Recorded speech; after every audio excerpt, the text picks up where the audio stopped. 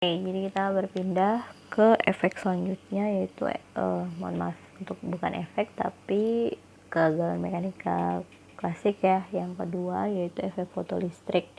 Di sini efek fotolistrik dia menyatakan bahwa peristiwa lepasnya elektron dari permukaan logam untuk menghasilkan arus listrik, di mana satu elektron hanya boleh menyerap satu foton. Efek fotolistrik ditemukan oleh Einstein dengan persamaan awalnya itu E sama dengan mc kuadrat. Nah, di kegagalan yang pertama yaitu radiasi benda hitam, dia menyatakan di situ ada hukum Planck ya. Radiasi benda hitam hukum Planck, di mana dia sudah menjelaskan mengenai E sama dengan h nu, atau untuk satu foton gitu ya, atau bukan foton sih, waktu Planck itu belum ada istilah foton, atau maksudnya energi dari suatu partikel begitu, itu sama dengan tetapan Planck dikali dengan frekuensinya. Nah, efek fotolistrik tidak mengikuti klasik. Saya taruh di sini klasik, ini tidak ya. Kenapa? Karena di klasik dia menyatakan bahwa energi itu lebih kepada intensitas. Jadi kalau energinya mau tinggi berarti harus banyak cahaya misalnya. Sedangkan Planck kan sudah bilang bahwa energi itu sama dengan frekuensi. Jadi kalau mau energinya tinggi berarti frekuensinya juga harus tinggi, bukan berdasarkan intensitas. Seperti itu ya. Nah, hal yang sama juga untuk efek fotolistrik. Efek fotolistrik ya intinya ketika suatu permukaan logam misalnya ya, permukaan logam lah, logam apa terserah lah, misalnya logam kadmium gitu ya, Cd, dia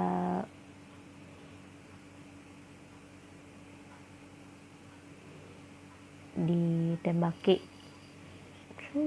suatu cahaya begitu ya.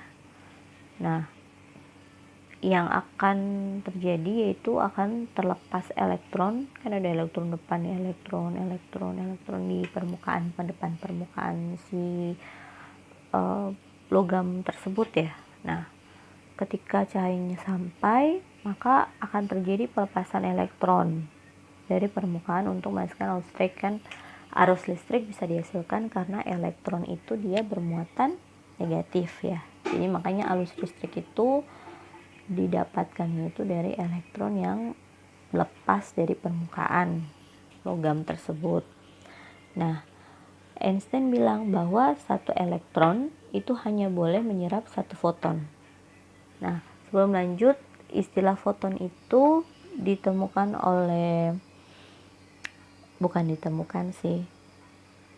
dinyatakan mungkin antara Planck sama Einstein lah. Jadi intinya bahwa ketika cahaya mengenai cahaya itu dia mengandung atau sesuatu yang memiliki energi, berarti itu dimiliki oleh foton gitu bahasanya gitu ya.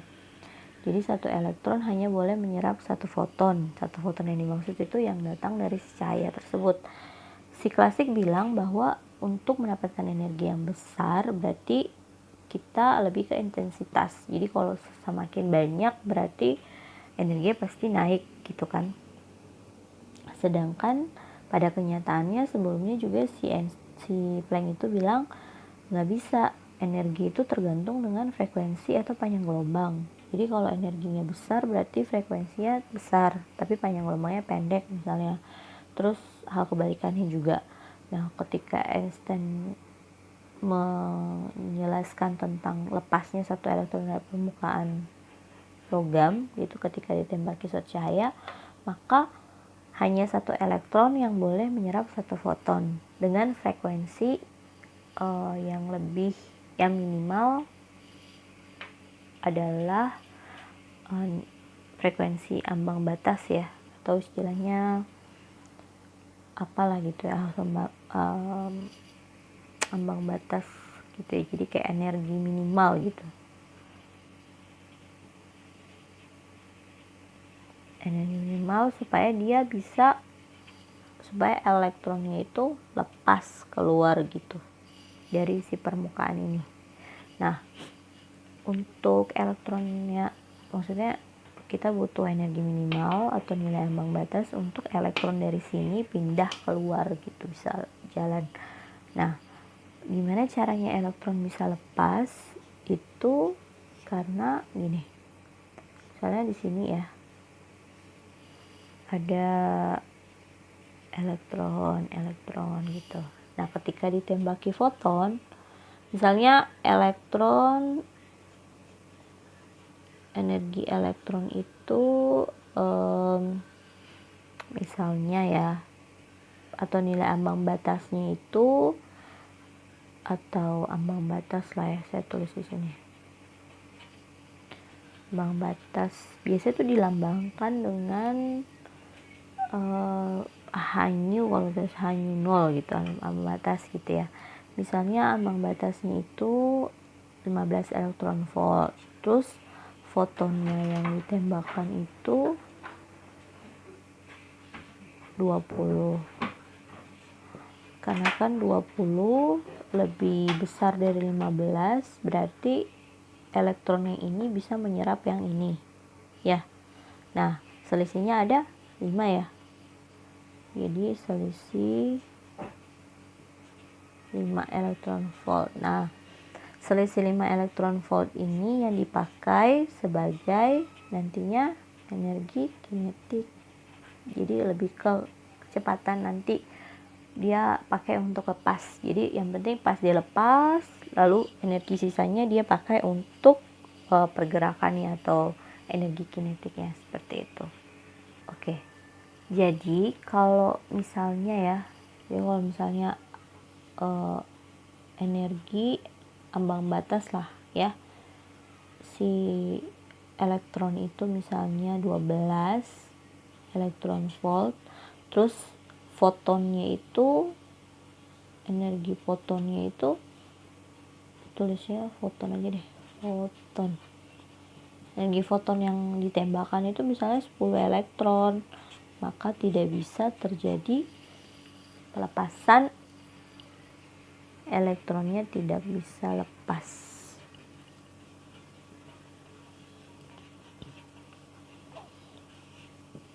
Kenapa tidak bisa lepas? Karena energi dari si foton itu lebih kecil dari energi ambang batas yang ada. Kan syaratnya tadi harus minimal itu punya energi minimal atau energi ambang batas supaya bisa lepas si elektronnya. Seperti itu ya. Jadi kalau misalnya lebih atau minimal sama atau lebih besar energi foton yang datang, berarti elektronnya bisa lepas. Begitu. Ya. Nah, contoh lain lagi, misalnya ada 2 foton ya. 2 foton yang datang. Jadi elektron cuma bisa nyerap 1 foton. Ada 2 foton, yang satunya itu 15 elektron volt, yang satunya 18 elektron volt. Gitu ya. Terus di dalam permukaan logam itu ada elektronnya juga 2 lah misalnya. Elektronnya ini punya energi ambang batas, misalnya mungkin dia alloy gitu ya, campuran lah logamnya ini. Jadi ada 2 elektron, artinya 2 logam yang dicampur, misalnya ini alloy gitu ya, atau campuran gitu. Jadi elektron satu yang ini dia misalnya punya energi ambang batasnya 12, terus yang ini 15 gitu. Kira-kira yang mana yang menyerap yang mana, begitu kan ya bahasanya ya. Atau kita jangan, ya udah deh dua dulu deh, dua habis ini baru satu. Kira-kira yang mana menyerap mana? Pasti yang selisihnya lebih besar, yang lebih mau diserap supaya energi kinetiknya besar sehingga bisa dipakai untuk lebih cepat untuk melepaskan. Jadi kalau yang ini dia pasti akan mengikat lagi, berinteraksi dengan ini, sedangkan yang ini ya. Jadi kalau misalnya ini sudah mengambil ini, berarti ini tetap mengambil ini, tapi dengan catatan energi kinetiknya nol ya. Jadi tidak ada energi yang tersisa seperti itu. Nah, contoh yang lain lagi, misalnya ada dua foton, terus ada satu foton misalnya 20 elektron volt, terus di permukaannya itu ada dua juga ya, elektronnya ada dua gitu, alloy juga dia, ada elektronnya satu dengan yang lain. Misalnya satu punya energi ambang batas 10, terus yang satu berapa ya, misalnya 15 gitu. Nah, berarti kecenderungan mana yang bisa ngambil ya? Semua dua-duanya bisa ngambil atau bisa menyerap si foton tersebut. Tapi kalau menurut saya yang memiliki energi potensial atau energi yang lebih kecil itu lebih cenderung bisa untuk lepas duluan kan. Karena hanya cuman butuh misalnya 10 elektron volt, dia punya sisa sekitar energi kinetiknya sekitar 10 elektron volt. Jadi dia cepat sekali untuk nanti lepas kalau menurut saya gitu ya. Jadi kalau dia ada pertanyaan, kalau satu foton 20 elektron volt, satunya 15 elektron volt, satunya 10, siapa yang bisa menangkap si foton tersebut? Ya, jawaban saya sih yang lebih kecil. Kenapa? Karena nanti ketika dia menyerap, selisihnya itu juga besar, sehingga lebih banyak dipakai untuk energi kinetik pada cepat lepas dari permukaan logam seperti itu. Nah, sama saja kayak gini ilustrasinya itu, kalau kita naik pesawat gitu ya. Jadi kalau kita di daerah yang gravitasinya cukup kuat seperti Khatulistiwa mungkin ya, pokoknya yang lebih dekat aja deh dengan pusat bumi, itu kan gravitasinya lebih dekat ya. Kalau dekat permukaan bumi berarti anggaplah di pantai gitu ya, karena permukaannya tinggi permukaannya itu kan cuma 0, maksudnya hitungnya 0 km gitu dari garis pantai gitu kan, tapi padahal memang kan jari-jari panjang ke bawah 6.000 sekian kilometer. Jadi di situ kita yang lebih dekat ke pusat gravitasi kan lebih susah untuk melepaskan dibanding yang agak jauh. Jadi ilustrasinya itu ya seperti itu. Oke.